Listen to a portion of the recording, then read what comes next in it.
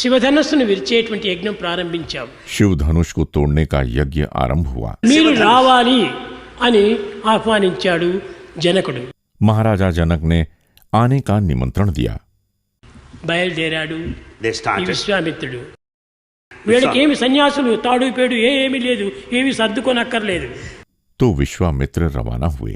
वे तो सन्यासी थे, अतः कुछ तैयारी करने की आवश्यकता ही नहीं थी. తీసుకున్నాడు, ఒక బట్ట వేసుకున్నాడు. రామలక్ష్మణ మీరు కూడా వస్తున్నారా అన్నాడు. एक अंग वस्त्र कंधे पर डाल लिया और पूछा, हे राम और लक्ष्मण, क्या तुम भी मेरे साथ चल रहे हो? దేనికి? మీ యజ్ఞ సంరక్షణ కోసం నా తండ్రి పంపించాడు. ఈ యజ్ఞం ఏమిటో నాకు తెలియదు.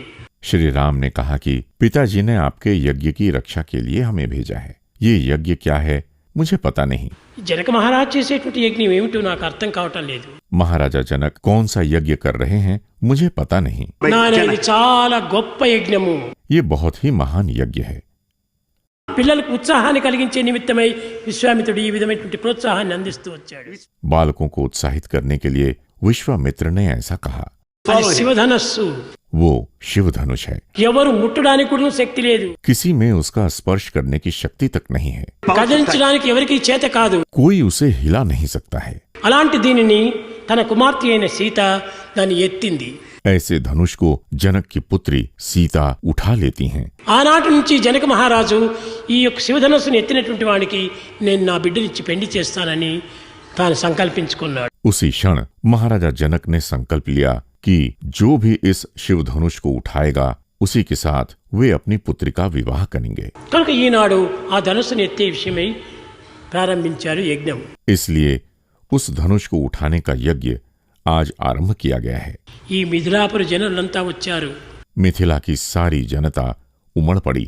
దేశ దేశముల యొక్క రాజులంతా వచ్చారు. अनेक देशों के राजा भी आए. అందులో ఈ యజ్ఞం లోపల రావణుడు కూడా వచ్చాడు. इस यज्ञ में रावण भी आया. One among the అందరూ invitees. వచ్చారు. सभी लोग आए. ఆకారభూషుడు ఈ రావణుడు. रावण अत्यंत शक्तिशाली था. 21. పెద్ద గొప్ప శరీరం కలిగినటువంటి వాడు. विशाल शरीर वाला था. మొట్టమొదట తానే ఎత్తడానికి నుంచి వచ్చాడు. सबसे पहले धनुष उठाने वही आया. తను చేతులు కాదులు కల్లిస్తుంటుంటే చూచినటువంటి రాజులంతా కూడా చాలా ఆశ్చర్యపడ్డారు. हाथ पैर हिलाते हुए चलते हुए उसके आने के ढंग को देखकर सभी राजा चकित हो गए. ఈ యొక్క అసభ్యమైనటువంటి వ్యక్తికి ఆ సుకుమారమైనటువంటి సీతను ఈ రీతిగా అందించగలడు జనకుడు. ऐसे असभ्य से दिखाई पड़ने वाले इस व्यक्ति को महाराजा जनक वैसी सुकुमारी सीता को कैसे सौंप सकते हैं? వీడి So రూపమే tender and ఇంత delicate అసహ్యంగా this ఉంటుండాలి. person. They were not able to వీడి understand. ఆకారమే ఇంత వివరంగా కనిపిస్తూ ఉంటుండాలి. इसका मुख और रूप अत्यंत विकृत है.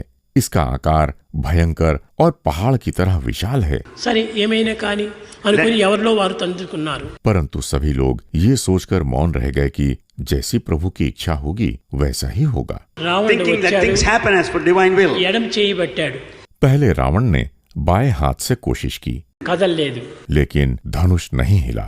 రెండు చేతులు పట్టాడు, కదల్లేదు. फिर उसने दोनों हाथों से कोशिश की, फिर भी धनुष नहीं हिला.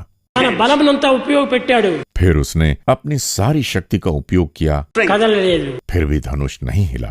కట్టకడపడి క్రింద పడిపోయాడు. अंततः वो नीचे गिर पड़ा. ఈ దృశ్యాన్ని చూచి చాలా అవమానంగా తాను భరించుకోలేకపోయాడు.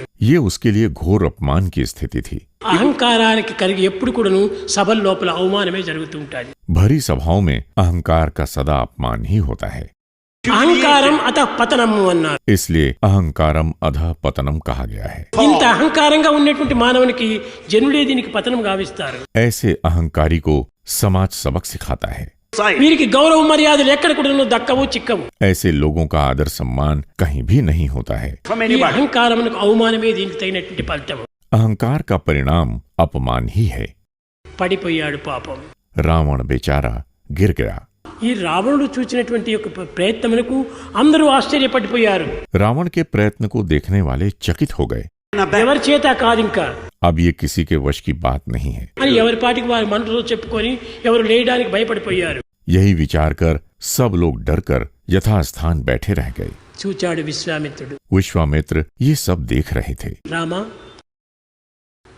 కనుసైగు చేశాడు. राम कहते हुए विश्वामित्र ने आंखों से इशारा किया.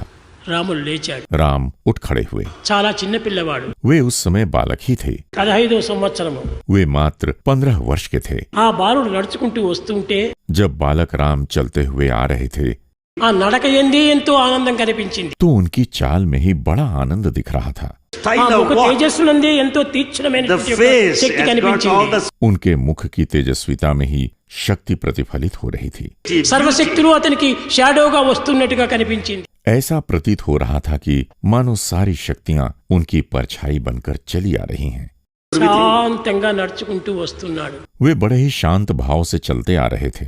వచ్చిన ప్రజలందరూ కూడాను, రాజులు కూడాను అందరూ ఆ అబ్బాయి తేజస్సును మాత్రమే చూస్తున్నారు. కానీ ఏం చేస్తాడో ఏమిటో అని ఈ సందేహాలు ఎక్కడ కూడా కలగలేదు. आए हुए लोग और राजा उनके तेज को ही निहार रहे थे।